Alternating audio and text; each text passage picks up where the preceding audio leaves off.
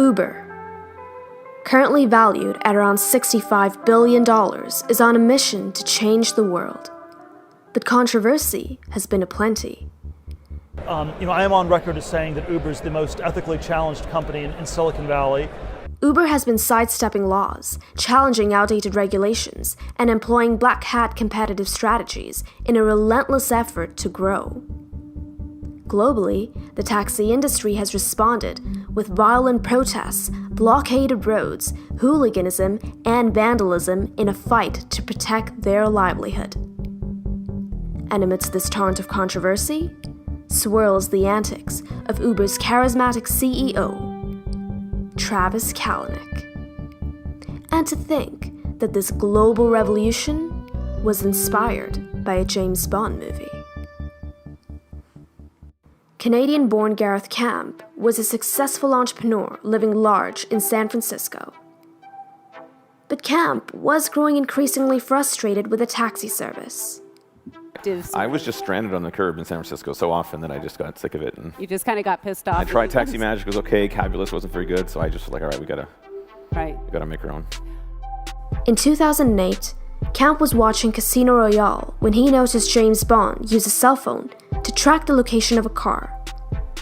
And that's when he thought to himself, how cool would it be if I could push a button on my phone and watch my cab arrive? The idea of an on-demand cab service, Uber, was born. As time passed, Camp got increasingly obsessed with bringing his idea to fruition. In true entrepreneurial spirit, he began to brainstorm his notion with all his friends, which included Travis Kalanick, another successful entrepreneur. Believe it or not, at the start, Kalanick wasn't interested in working on Uber. He supported the notion, but was preoccupied with his own idea, an ecosystem much like that of Airbnb.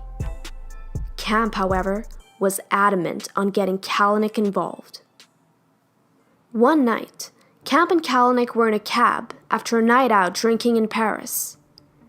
It was around 2 a.m. when the cabbie yelled at the group for being too boisterous and threatened to kick them out. Kalanick, infuriated by the disrespect, voluntarily got out of the cab. The incident stuck with him, and a scorned Travis Kalanick was now eager to work on Uber. That Parisian cabbie had just sparked the initial fire in a man who would go on to torch the entire taxi industry. So Camp and Kalanick got to work. Camp, who was inspired by James Bond, was determined to purchase a fleet of top-of-the-line Mercedes cars. Kalanick, however, disagreed with the idea of owning cars, and rather that drivers use their own cars in conjunction with the Uber app. At one point, Camp was so determined to buy the fleet of Mercedes cars that he called Kalanick and told him that he's going to lease out an entire parking lot in San Francisco. He calls me, he's like, Travis, I've got the papers for the parking garage. I'm like, don't do it. Don't do it, because I was just very against owning the assets, hiring the drivers. Camp finally gave in. So instead of buying dozens of flashy cars, they pitched the app to existing drivers of limos and luxury cabs. Years later, Uber's no-inventory business model would be valuated at $65 billion. Kalanick would then muse with pride.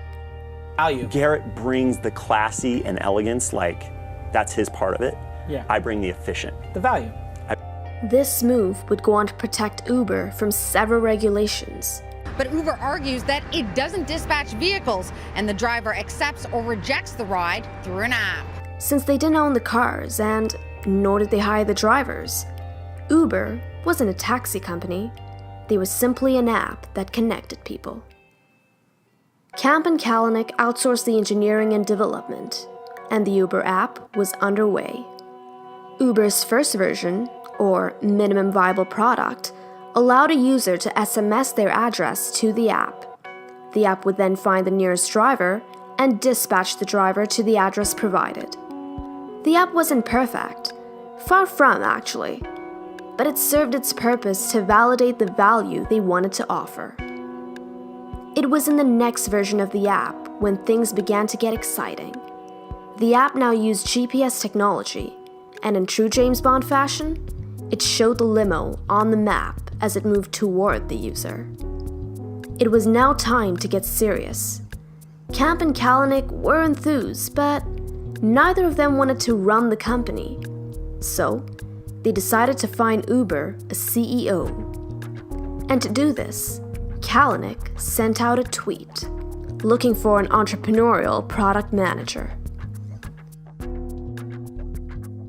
One lone man responded with,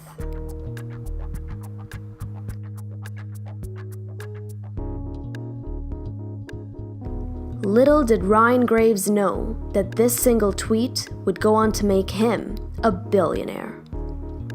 Ryan Graves was hired. And Uber's rise had just begun.